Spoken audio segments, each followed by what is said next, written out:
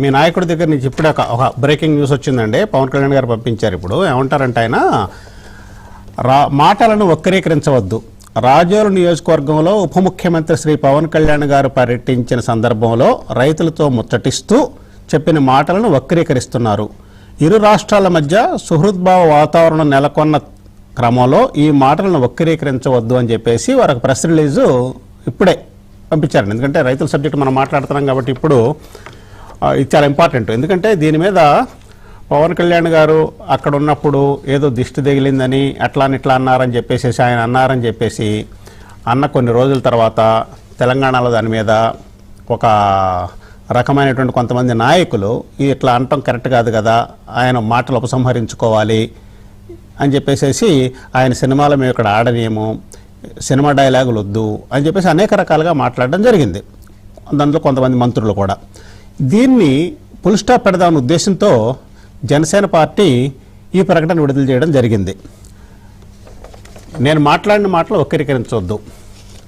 రాజోలు నియోజకవర్గంలో ఉప ముఖ్యమంత్రి శ్రీ పవన్ కళ్యాణ్ గారు పర్యటించిన సందర్భంలో రైతులతో ముచ్చటిస్తూ చెప్పిన మాటలను వక్రీకరిస్తున్నారు.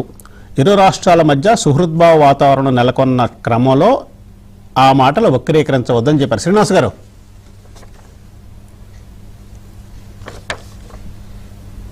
చెప్పండి సార్. శ్రీనివాస్ గారు, అదే ఇప్పుడు మీ పార్టీ నుంచి ఇది వచ్చింది. ఇప్పుడు ఎందుకంటే రెండు రాష్ట్రాలు కూడా సయోక్యత సద్బ్రోహంతో రెండు పనిచేస్తున్నప్పుడు ఈ పవన్ కళ్యాణ్ గారు ఈ విధంగా అన్నారు, ఇట్లా అన్నారని చెప్పేసి అనన మాటలు అన్నట్టు ఇదంతా క్రియేట్ చేయడం మంచిది కాదు అని చెప్పేసి జనసేన పార్టీ చాలా క్లారిటీ ఇచ్చింది. ఇక ఎంతవరకు దీనికి ఫుల్ స్టాప్ పడుద్ది అనుకుంటున్నాము. దాని మీద మీరు డెఫినెట్ గా అండి, ఆయన అక్కడ మాట్లాడింది ఇప్పుడు మా అమ్మ కూడా నన్ను చిన్నప్పుడు అనేది, అరే బాబు నా దిష్టి తగ్గుతుందిరా నీకు అని చెప్పి, తగిలిందిరా నీకు అని చెప్పి ఎప్పుడైనా కింద గేమ్స్ దెబ్బలు తగినప్పుడు అనే మాటల సందర్భం నాకు గుర్తొచ్చింది. అలాగా ఆయన మాట్లాడిన మాటలు వక్రీకరించి అక్కడ ఇంటెన్షన్ గా మాట్లాడింది కాదు. నేను అక్కడ ఉన్నటువంటి కొంతమంది కోనసీమ జిల్లాలంటే పచ్చని చెట్లన్నీ ఇలా అయిపోయినాయి, ఎవరి దిష్టి ఆ దిష్టి తగిలి అలా 10 మంది అన్నప్పుడు, ఇప్పుడు మా అమ్మాయి అన్నప్పుడు అలాగే అలా కూడా తీసుకోవాల్సిన అవసరం ఉంటుంది. కాబట్టి నేను అది కూడా చెప్పాను, తల్లికి బిడ్డ కూడా ఇలా చెప్తుంది, బిడ్డ కూడా తల్లి ఇలా చెప్తుంది. దాన్ని మనం పెద్దగా పట్టించుకోకుండా రెండు రాష్ట్రాల్లో ఉన్నటువంటి మీరంతా కూడా తెలుగు ప్రజలు, అన్నదమ్ములు, మా బంధుత్వాలు ఉన్నాయి, బాంధవ్యాలు ఉన్నాయి. అన్ని టెంపుల్స్ కి వాళ్ళు వెళ్తారు, మేము వెళ్తాం, ఉద్యోగాలు రీతి అక్కడ ఉన్నారు, ఇక్కడ ఉంటారు. కాబట్టి అలాంటిది ఏమి పవన్ కళ్యాణ్ గారికి కానీ మాకు కానీ లేదు. దీన్ని దయించి వదిలేయమంటే అది ఏదో పెద్ద రాద్ధాంతం చేయబోయే పరిస్థితి కనపడింది.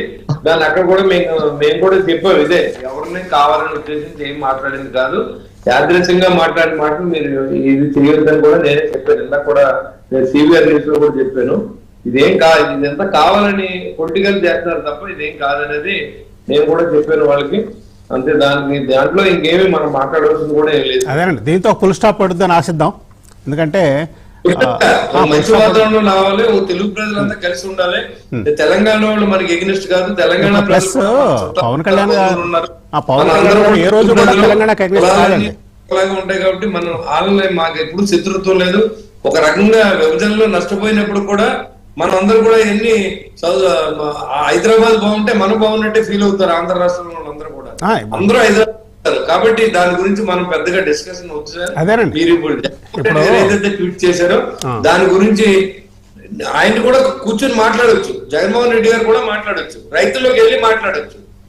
ఎంత వర్క్ జరుగుతుందంటే దీని మీద ఎంత ఎక్సర్సైజ్ జరుగుతుందంటే ఆ మంత్రిత్వ శాఖతో పాటుగా ముఖ్యమంత్రి గారు, పవన్ కళ్యాణ్ గారు అందరూ కూడా దీని మీద, నాదని మనోహర్ గారితో సహా అందరూ దీని మీద దృష్టి పెట్టి రైతుని ఏ రకంగా ఇబ్బంది లేకుండా బయట వేయాలనే ఆలోచనతో ఈ ప్రభుత్వం పనిచేస్తుంది. దీని మీద ఎలాంటి అపోహలు రైతన్నలు పట్టలేదు. రైతన్నలందరూ కూడా చాలా హ్యాపీగా ఉన్నారు. చెప్పాలంటే ఆయన 34,000 ఎకరాల్లో జరిగిన ఇన్సిడెంట్ ఏంటంటే వర్షాలు ఎక్కువ కూడడం వల్ల, క్వాలిటీ నిలబడకపోవడం వల్ల ఎక్స్పోర్ట్ చేయలేకపోయాం. కాబట్టి దాని రేటు తక్కువ ఉంది. ఇప్పుడు నా వేస్టేజ్ 12 రూపాయలకి నడుస్తుంది. శివారెడ్డి గారు జాయిన్ అయ్యారు. శివారెడ్డి గారు ఈ స్టేట్ పండ్ల తోట సెక్రటరీ అండి. ఆయన ఒక్కసారి అడిగి వాస్తవ పరిస్థితి కనుక్కోవడానికి ప్రయత్నం చేద్దాం. శివారెడ్డి గారు వినబడుతుందండి? వినబడుతుందండి. శివారెడ్డి గారు, ఇప్పుడు ఇవాళ ఈ రోజున అక్కడ అరటి తోటలో దాని పరిస్థితి, వాస్తవ స్థితి ఏంటండి? అరటి తోటలు అనంతపురం జిల్లాలో 40,000 ఎకరాల వరకు ఉన్నాయండి. గత దాదాపు ఒక 20 రోజులుగా అరటి రైతులు నుంచి ఎవరు కానీ వ్యాపారస్తులు కొనుగోలు రావడం లేదు. మొత్తం మా అరటి తోటలన్నీ మాగిపోయినాయి, కొనేవాళ్ళు లేక మొత్తం అంతా కూడా ట్రాక్టర్లతో తీసుకొని పోయి చేనులలో పడేసి గొర్రెలు పశువులన్నీ కూడా చేసే పరిస్థితి, ట్రాక్టర్లతో గేజ్వీల్తో తొక్కిచ్చేటువంటి పరిస్థితి అనంతపురం జిల్లాలో ఉన్నటువంటి పరిస్థితి. అనంతపురం జిల్లాలో ప్రభుత్వం ఏదైనా గిట్టుబాటు ధర 15,000 కల్పించి కొంటారేమో అంటే ఆ పరిస్థితి కూడా ఏం లేదు. కాబట్టి రైతులందరూ కూడా చాలా ఆందోళనగా ఉన్నారు. రైతుల మానాన్ని వదిలేశారు తప్ప రైతులు మేమున్నాం ఆదుకుంటామని మాటలు చెప్పడం వరకే లేదు. కానీ రైతుల దగ్గరికి పోయి వాళ్ళ సరుకు మేము కొంటాము లేదా ట్రేడర్స్ పిలిపించి కొనిపిస్తామనే పరిస్థితి కనపడటం లేదు. ఇప్పుడు మీరు ప్రభుత్వాన్ని, శివారెడ్డి గారు, పెరిగిన పెట్టుబడులు ఇవన్నీ అయ్యేటప్పటికి 1.5 లక్షల రూపాయలు ఒక ఎకరాకు ఖర్చు అయ్యే పరిస్థితి ఉంది. మొత్తం 5 ఎకరాలు 4 ఎకరాలు నాటుకున్న వాళ్ళవన్నీ కూడా 5-6 లక్షలు పెట్టుబడి మొత్తం టోటల్ గా పోయేటప్పటికి వాళ్ళు ఆత్మహత్య వేరే పరిస్థితి లేదు అనేటువంటిది ఉంది. ఈ గవర్నమెంట్ లో కూడా 42 మంది వరకు కూడా ఆత్మహత్యలు చేసుకున్నారు రైతులు. కారణం ఏంటంటే పెట్టుబడులు తిరిగి రాకపోవడం అనేదే.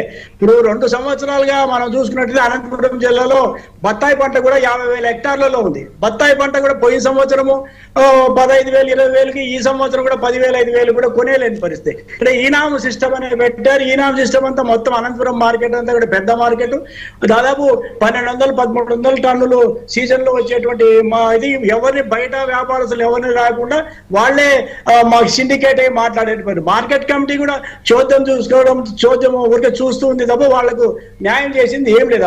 అనంతపురం జిల్లాలో ఏ పంటను తీసుకోండి, మొన్నటి వరకు టమోటా, మామిడి, అరటి, తర్వాత ఇది చీని, మొత్తం అన్ని పంటలు కూడా ఉల్లిగడ్డలతో సహా మొత్తం రైతులందరూ ఏం పంట పెడితే బతుకుతాం అనేటువంటి 50% జనాభాలో ఉండి ఇప్పుడు గ్రామాల్లో నివసించే రైతులకు అసలు వాళ్ళకి ఆలోచన ఏం పెట్టాలా, ఏం పెడితే మనకి గిట్టుబాటు అవుతుంది అనేది కనపడటం లేదు. గవర్నమెంట్ భరోసా ఇచ్చి ఎకరాకి 50,000 ఇచ్చి మేమున్నాం, మేము మళ్ళీ తిరిగి పంట పెట్టుకోవడానికి మేము ఇస్తామనేది భరోసా ఇవ్వడం లే. గాలి కొద్దిగా రైతులందరినీ కూడా వాళ్ళు బతుకుతే బతకచ్చు, లేకపోతే లేదనే పరిస్థితి గవర్నమెంట్ ఉన్నట్టు. కూటమి ప్రభుత్వం ఉంది, దీన్ని ఎక్స్పోర్ట్ చేయడానికి, తర్వాత గూడ్స్ వెహికల్ ఇవన్నీ కూడా పార్సల్ ఇవన్నీ చేయడానికి చాలా ఇబ్బందులు. డెమరేజ్ వచ్చి